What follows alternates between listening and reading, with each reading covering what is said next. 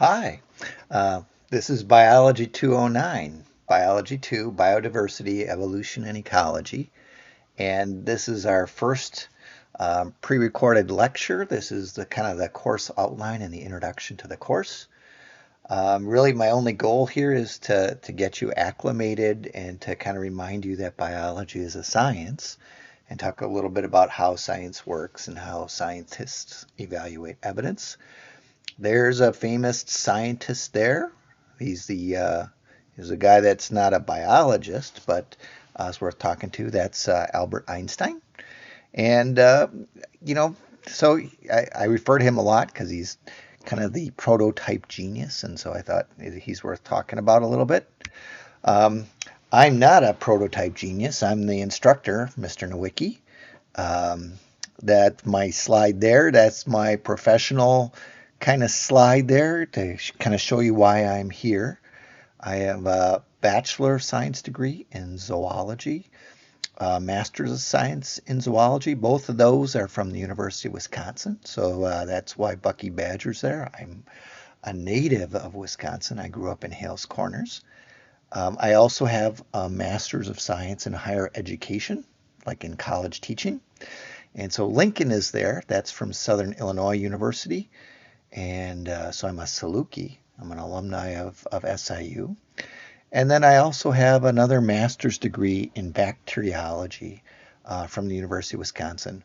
Um, I'm primarily a disease biologist, and so I did a lot of work with that animal there. That's a an otter. I've also worked with mink, studied parasites of otter and mink, and so I've spent my whole life either taking classes, researching, or teaching classes. I've taught at the University of Wisconsin, University of Alberta, Waldorf College, and Highland Community College. Um, and so I've a broad background in biology, focus on animals and animal diseases, bacteria though, and some protozoan diseases. A little bit about me more personally. Again, I'm from Wisconsin. Grew up about 100 miles away from here. I'm a very people-oriented person. I generally like people, not everybody, but generally. I also like being outside. I'm a hands-on person. Um, I like that science is hands-on. We mostly do talking here, but the lab part is what I normally really like. And so I like lots of hands-on activities and not just science, sports, outdoor activities, things like that. But I'm also a really big reader. Um, there you see my kids. It's my son when he was just a year old. Actually, he was under a year old then. And there he is later with my two daughters. Um, so that's what I do. Our course here, yeah, this is the pandemic version of what we're going to do. Of course, the basis of the course is the textbook readings that are assigned. So each week we'll do about a chapter in the textbook. I'll also give you a vocabulary list and a summary of the important ideas in that chapter. And then there'll be some pre-recorded lectures to supplement the reading, not replace it, to supplement it. And then quiz questions and forums for you to answer on Moodle. Sometimes I'll post animations. Sometimes we will have a Zoom meeting each week, usually on Mondays.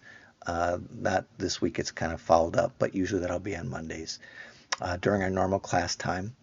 And then we'll also during labs. Generally, labs are going to be it says hybrid, but mostly these are going to be at home or online.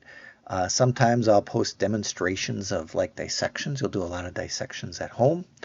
Other cases, like this week, it'll be just a Zoom meeting. Usually we'll have a quiz and then an assignment for you to post. We'll kind of work on this as things go. It'll be as best we can do. It'll be fun. Okay, so I just kind of want to remind you of the difference between Biology 1 and Biology 2. Okay, all of biology deals with living organisms. Their organisms are classified in three domains: the eukaryotes, The archaea and the bacteria, those are the three different domains. They're organized basically on type of cell type, and maybe a little bit of their chemistry. Okay, you were introduced to these in Biology 1. And in Biology 1, you're mostly dealing with things at the cellular level and below. So molecules, atoms, organelles, and cells. Okay, in Biology 2, we're going to deal with things in the organismal level. Okay, lots of it in lab. How do these organisms function? What are the structures of each organism? We'll do this a lot through dissection of animals and plants. And then we'll also talk about things at larger levels, ecological and evolutionary levels. And the smallest level here is the population and species. This is really important for us, and it's where we're headed. Okay. Underlying both Biology 1 and Biology 2 is the idea that these are sciences. Okay. That the knowledge we're going to give to you and the standard for this knowledge is based on evidence. And what's special about science is that we evaluate things based on evidence and rules about evidence. And so we're just normal people. We're not particular eggheads or beakerheads or anything like that. But that we have these rules for evaluating idea. Our ideas all have to be, they have to agree with observations of the natural world. And then we test our ideas based on experiments. And the experiments give us evidence that allow us to eliminate ideas that are probably wrong and accept ideas that make new predictions that we can verify. Okay, and so it's very much like the legal system. There can be lots of things, but it's the evidence and the arguments that are going to carry the day. And so that's what's really important. In science, we've accepted some really unusual ideas because they've predicted new evidence.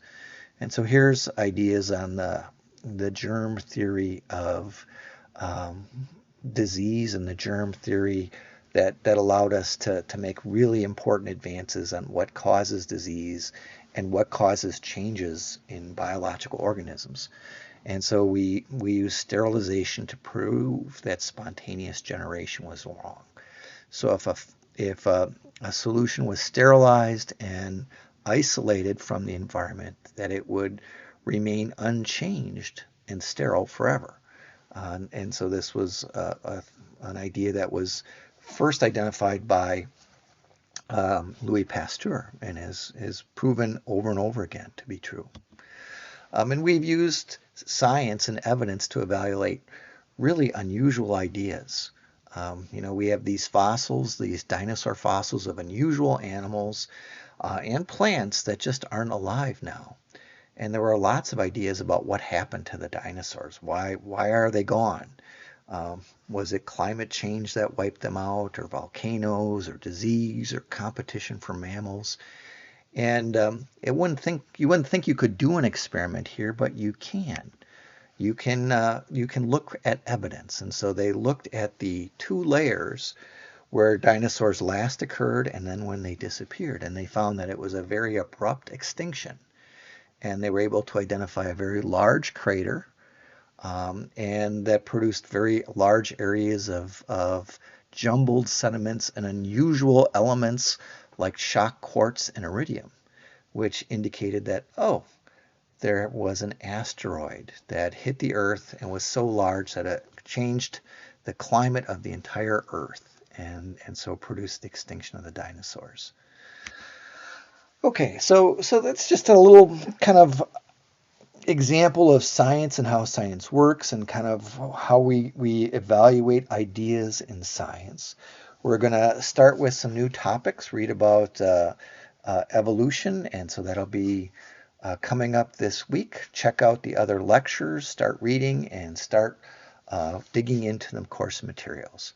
Hopefully I'll see you in Zoom, and good luck.